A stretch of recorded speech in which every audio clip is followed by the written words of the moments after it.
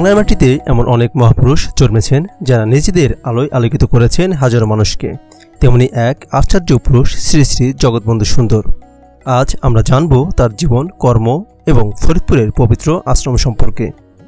শ্রী শ্রী জগৎবন্ধু সুন্দর জন্মগ্রহণ করেন 1871 সালের 28 এপ্রিল ব্রিটিশ ভারতের বাংলার ফরিদপুর জেলার গোপালগঞ্জ মহকুমার গোবিন্দপুর গ্রামে।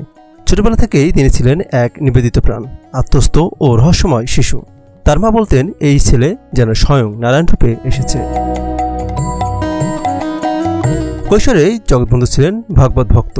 মাত্র 15 বছর বয়সেই তিনি পরম আত্মজ্ঞান লাভ করেন বলে ভক্তরা বিশ্বাস করেন।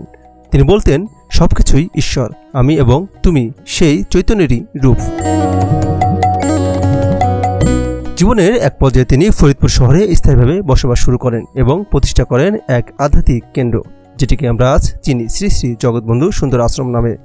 এই আশ্রম কেবলমাত্র একটি ধর্মীয় প্রতিষ্ঠান নয়, এটি এক আধ্যাত্মিক বিপ্লবের কেন্দ্রস্থল। শ্রী শ্রী জগৎবন্ধু ছিলেন কীর্তনের একজন মহান সংগঠক। তিনি বলতেন, কীর্তনই মুক্তির পথ। তার জীবনে ছিল ভক্তি ও প্রেমের এক গভীর প্রভাব। আজও তার রচিত অনেক কীর্তন গান বাংলার ঘরে ঘরে গাওয়া হয়। 1921 সালের 19 সেপ্টেম্বর তিনি এই নশ্বর পৃথিবী থেকে মহাপ্রয়াণ করেন।